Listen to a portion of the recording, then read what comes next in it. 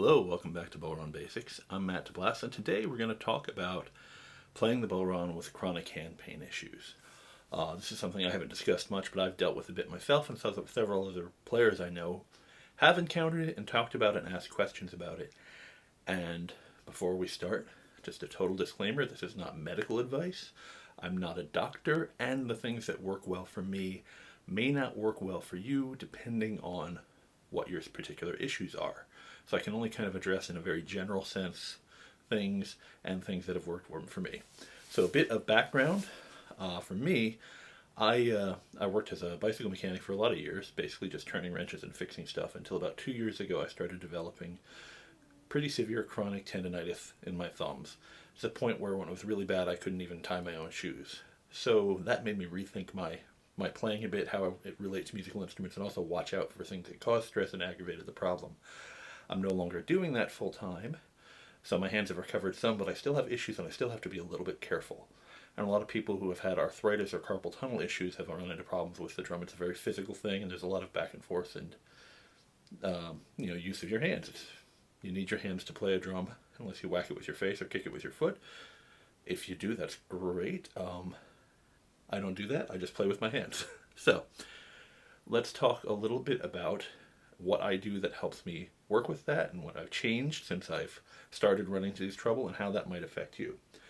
One of the first things, no matter how you're playing or what your style is keeping in mind the ergonomics of your wrist. Your wrist is at its most relaxed when your arm and your forearm and wrist are in a straight line.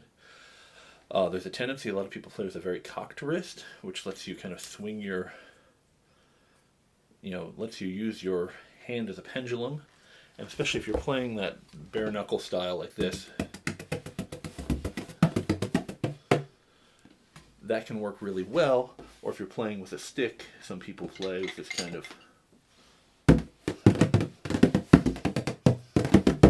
I can't even do it. And for a lot of people that works really well and doesn't have any problems. But early on when I started playing, I met a fellow who'd had issues with carpal tunnel. He talked about how he had to learn to not cock his wrist and keep his wrist in a straight line and kind of rotate. So almost kind of, again, like I talked in earlier videos, doing this. And when that did, it took a lot of strain off the tendons and joints here. And also when you strain these tendons and joints, that runs all the way up your thumb and your fingers. So this is all, again, my back alley anatomy lesson. All the stuff up here is all connected all the way up here. So when you strain it, at this point it can cause pain up through here. So I learned, instead of playing with my wrist cocked like this, to angle the drum in towards me a little bit, keep my wrist straight, and play by rotating my wrist.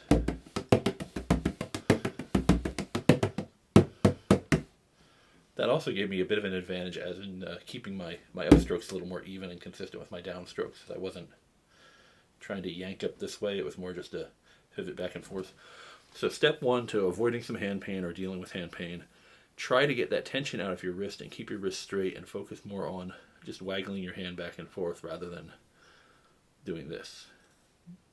Another thing that worked for me is I switched from, this is kind of the stock beater that comes with a lot of drums, this basic tipper. For a while I was using this kind of big heavy one, which also worked great.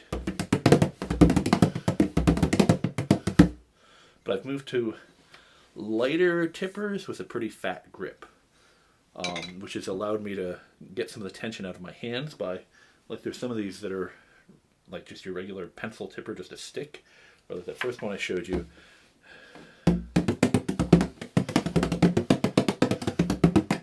And these are okay, but I find because it's got a smaller diameter, I have to grip it a little bit harder, and it puts a little more tension through my hands. So for going something a little bit fatter, and this is where some of the multi-rod tippers come in. Like my favorite tipper currently is a Head with Shack head rod number 5. But compared to this, you can see it's quite a bit fatter. Think of a Sharpie marker instead of a pencil. And that lets me hold it a little bit lighter. It's also a little bit lighter. So fat, light tippers work really well. They let me have a lot of grip and control. This one also has little O-rings on it, which help me relax my grip and have the thing not slide around, which is something you can do if you happen to have this style of tipper, I had an O-ring. You can take a little rubber band or O-ring and put it around where you grip, and that means you won't have to hold it in death grip to avoid it to have it avoid sliding up and down.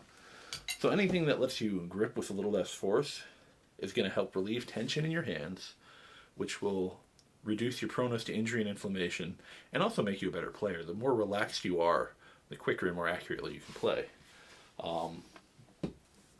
So another thing, and this is my favorite wood tipper, is the Drumstick Tipper, which is, again, it kind of tapers out to a bit of a fatter grip and has a little rubber stop here and some grippy heat shrink on it, so I can grip it very loosely and not have it move around.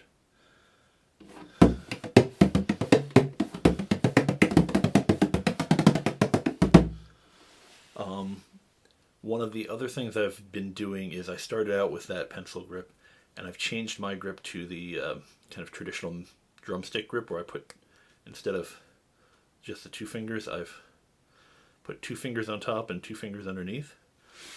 Some people have found a lot of effectiveness using what's sometimes called the baby grip, which is, instead of holding it either this way or this way, you're gripping it kind of here and wrapping your head around and going like this.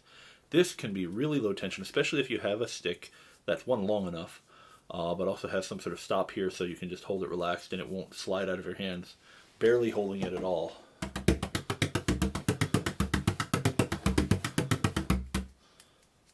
And so most of the gripping comes from this part, but then the rest of the hand wraps around to give some support and control.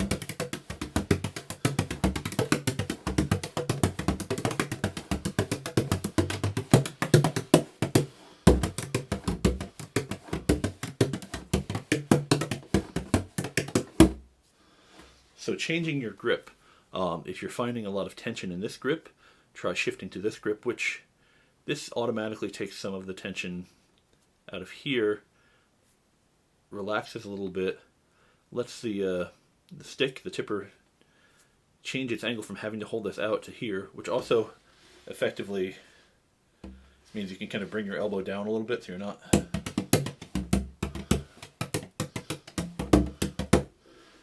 lets you relax your arm, because that tension that starts here travels all the way up, which can also cause other problems and pain and aggravation, especially if you're dealing with chronic issues already.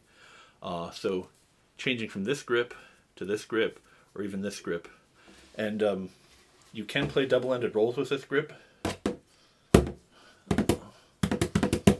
I'm not good at it, and part of that is that I'm not practiced at it as much.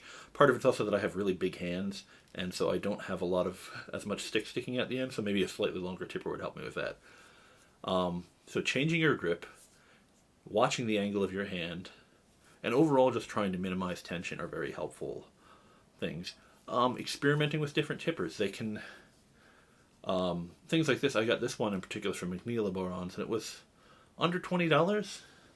Once I figured out what I liked, I went to the Headwashak one, which is really nice, but it was, I think, in US dollars, they're around $50, so they're a little bit pricier. But they do have this kind of advantage. I don't know if you can see it really clearly. These O-rings on the outside, they've got a grippy heat shrink area here with a little mesh underneath it to give it some texture, but also you can move these 3 O-rings up here around to cover where your hand is. So I've got one where my middle finger rests, one that rests in the crook of my index finger, and then I've got one that rests right up against the top here, this knuckle here, and those give me a really secure grip, and the thing doesn't move around at all, even when I'm holding it very loosely. So I'm barely gripping the thing. In fact, this is with disengaging my thumb entirely. It still doesn't move around until I put it there. So, if you kind of look at it, I'd have to flip it all the way over before it fell out of my hand, like it just did. Which means I have to use a lot less pressure from my thumb to pinch and hold the stick, which, considering I in particular have these thumb issues and these tendons here, means there's a lot less stress on my hand. So hopefully that's helpful and gives you some thoughts or ideas about how to work with chronic hand pain. Hopefully it's not an issue for you, but if it is, don't feel discouraged. You probably can still play the drum. And if you have any questions, please put them in the comments. If you have any particular things that worked well for you or that have caused trouble for you, put them in the comments as well, and maybe I'll address them in a later video. Like I said, I am not the expert. These are just some things that I've encountered and some advice from me. Thank you very much.